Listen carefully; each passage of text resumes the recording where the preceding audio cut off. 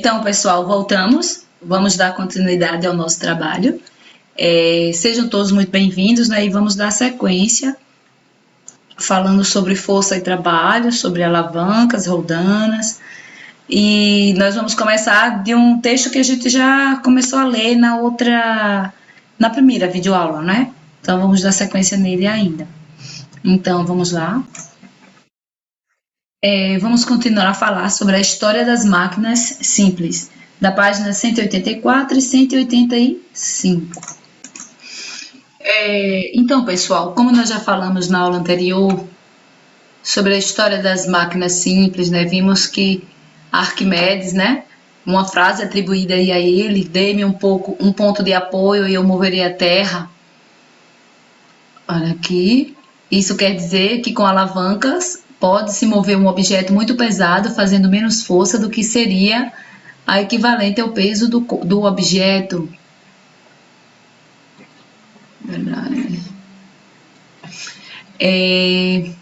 Nós também vimos aí a explicação, a história, né, dos egípcios, do uso das alavancas, das rampas e moldanas, isso há muito tempo atrás, há milhares de anos atrás. Olha aí, e vamos dar continuidade. Vou ler esse texto complementar aqui para vocês, uma breve história das máquinas simples.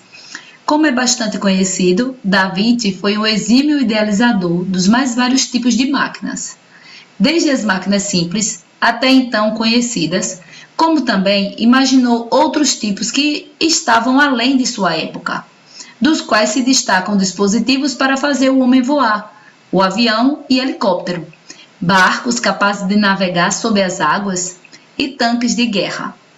Todas essas máquinas foram concebidas com um conjunto de engrenagens, cadeias e rodas dentadas. Convém ressaltar que, para realizar tais projetos, Da Vinci observou o voo das aves, bem como o movimento dos peixes. Então, olha aí como tudo isso já é uma coisa bem antiga, não é? Vamos lá. Continuando a história, não é, das máquinas simples. Alguns registros indicam o uso de roldanas pelos assírios já no século 8 a.C., uma época bem anterior à de Arquimedes. Olha, se Arquimedes era antigo, veja agora os assírios no século 8 a.C., então anterior a Arquimedes. Por sua vez, foram encontradas ferramentas pré-históricas feitas de pedra lascada, né, pedras quebradas de modo a ficar com a borda afiada, usadas há 2,6 milhões de anos, gente. Olha quanto tempo, 2,6 milhões de anos. Elas provavelmente eram utilizadas como faca ou machado simples para cortar a carne de animais e executar outras tarefas. Veja aí na figura, olha aí essas duas imagens, essa do 726, né? A 25 é painel de parede assírio que mostra o uso da roldana durante ataque a uma fortaleza inimiga. Então, olha aí, a roldana aqui. Já nessa outra imagem, ferramenta pré-histórica usada como faca. O objeto encontra-se no Museu Nacional de Pré-História na França. Também foram encontradas as pedras supostamente modificadas pelo ser humano de cerca de 8.000 anos atrás, indicando que foram escavadas para permitir o encaixe e o deslizamento de cabos. Por volta do século IV a.C., já havia na China fornos que derretiam metais, permitindo fabricar ferramentas como machados, serrotes, espadas, etc. Outra grande invenção foram as rodas com eixo, que diminuíam o atrito no transporte de objetos. Há exemplares de trenós com rodas rústicas que datam de cerca de 3.500 anos antes de Cristo na Mesopotâmia. Podemos ver então que ao longo da história, máquinas simples foram criadas e usadas pelos seres humanos para facilitar as tarefas cotidianas. Ao longo do estudo de ciências, você vai ver que a invenção de máquinas cada vez mais complexas, que incorporam as máquinas simples associadas a novos materiais e tecnologias, vem causando profundas mudanças nas sociedades e impactando também o ambiente. Vamos ler essa caixa aqui das mudanças na sociedade, ó, no capítulo 9, você vai ver que o período conhecido como Revolução Industrial, iniciado na Europa no século XVIII, grande parte do trabalho artesanal foi substituída por máquinas, operadas por trabalhadores assalariados. Então, esse trabalho, né, esse manufaturamento, os trabalhos manufaturados, eles foram deixando de lado e foram substituídos pelo trabalho industrial, né? A produção industrial. Gente, aqui tem uma dica de um filme que é interessante, eu não sei se vocês já assistiram, mas é interessante. Vocês podem estar assistindo. Tempos Modernos. Ó, o filme é antigo, de 1936. Mas não se preocupe que vocês vão gostar demais de assistir. É de Charlie Chaplin. 87 minutos, tem até o tempo. Veja só o que acontece. Neste filme, Charlie Chaplin interpreta um operário de uma linha de montagem em uma fábrica repleta de geringonças. De tanto apertar parafusos repetidamente, ele tem problemas de estresse e acaba pensando que deve apertar tudo que se parece com parafusos, como os botões de uma blusa, por exemplo. Ele acaba sendo despedido e passa por outras situações ao longo do filme, considerado uma sátira às técnicas modernas da sociedade industrial. É muito engraçado esse filme, o cara ficou maluco de tanto apertar parafusos.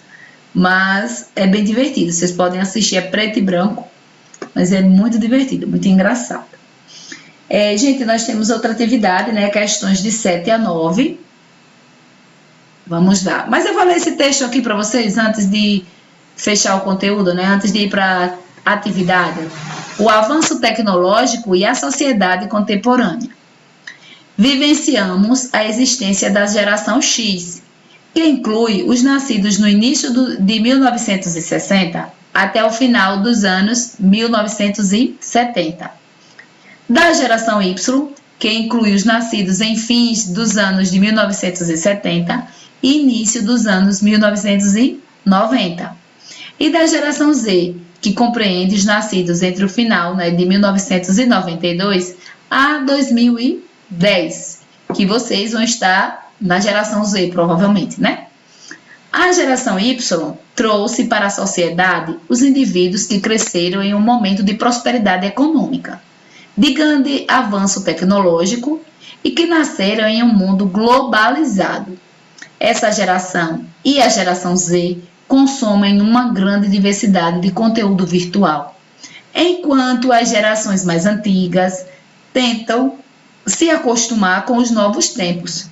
São gerações conhecidas como nativos digitais, familiarizadas com a internet, com os tablets, com o armazenamento em nuvem e estão sempre conectadas. Então, essa é a geração Z. Agora vamos lá à nossa atividade. Aqui, questão 7. De 7 a 9. 7 a 9. Vamos lá. Gente, o machado e o martelo são dois exemplos de máquinas simples. Compare essas ferramentas indicando o uso de cada uma delas, certo? Machado e martelo. Vamos lá, são objetos comuns, né, do nosso cotidiano. Quem mora na zona rural aí com certeza vai encontrar um martelinho ou o machado. O martelo é mais comum em qualquer casa, não é? Mas o machado vai ser encontrado mais na zona rural, né? Que a gente usa lá para cortar uma árvore, cortar lenha, né? Vamos lá.